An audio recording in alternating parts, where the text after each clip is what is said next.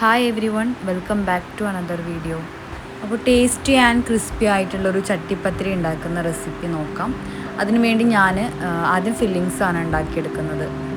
Fillings നമുക്ക് ഏത് രീതിയിൽ വേണമെങ്കിലും ഉണ്ടാക്കിയെടുക്കാം, പക്ഷേ കൂടുതലും മസാലകൾ ഒഴിവാക്കിയിട്ട് പച്ചമുളകിൻ്റെ എരിവ് ചേർത്തിട്ട് വേണം ഉണ്ടാക്കാനായിട്ട്. ചട്ടിപ്പത്തിരിയിലൊക്കെ അതായിരിക്കും കൂടുതൽ ടേസ്റ്റ് ഉണ്ടാവുക.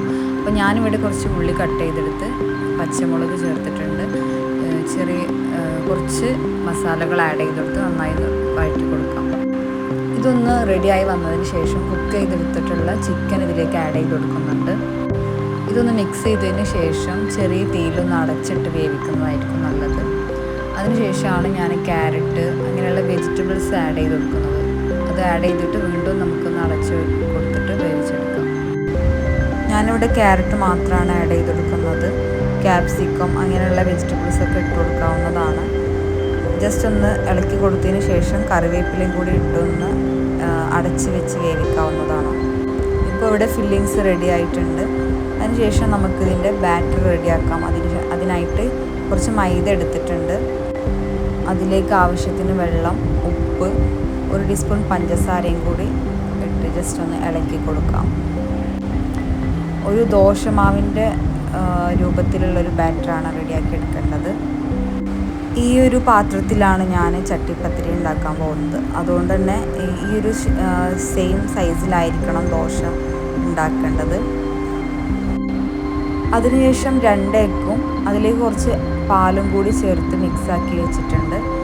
ഇനി നമ്മൾ ഇത് ജസ്റ്റ് ഒന്ന് ഇളക്കിയതിന് ശേഷം സാധാരണ ചട്ടിപ്പത്തിരി ഉണ്ടാക്കുന്ന അതേ സ്റ്റെപ്പാണ് ചെയ്യേണ്ടത്.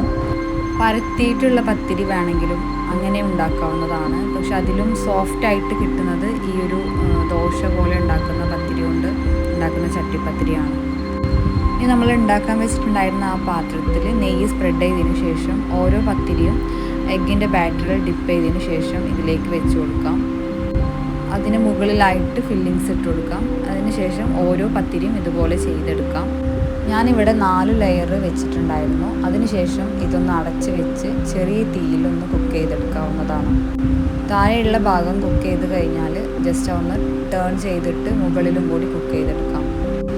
2 ഭാഗവും കുക്ക് ചെയ്ത് കഴിഞ്ഞതിന് ശേഷം ഇതൊരു പാത്രത്തിലേക്ക് മാറ്റി ബാക്കിയുള്ള എഗ് ബാറ്റർ ഇതിന് മുകളിലായിട്ട് സ്പ്രെഡ് ചെയ്ത് കൊടുക്കാം.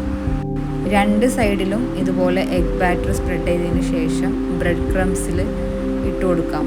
അതിന് മുകളിലായിട്ട് ബ്രെഡ് ക്രംസ് ഇട്ട് കൊടുക്കുന്നതായിരിക്കും നല്ലത്. അതിനുശേഷം ഒരു പാനിൽ എണ്ണ ചൂടായി ചെറിയ ഒരു രീതിയിൽ എണ്ണ ഒഴിച്ചതിന് ശേഷം ഷാലോ ഫ്രൈ ചെയ്തെടുക്കാവുന്നതാണ്. ഇപ്പോൾ ഈ ഒരു സോഫ്റ്റ് ആയിട്ടുള്ള ചട്ടിപ്പത്തിരി പുറത്ത് നല്ല ക്രിസ്പിയും അകത്ത് നല്ല സോഫ്റ്റും ആയിട്ട് കിട്ടിയിട്ടുണ്ട്. അപ്പോൾ ഈ ഒരു റെസിപ്പി എല്ലാവരും ഒന്ന് ട്രൈ ചെയ്ത് നോക്കുക.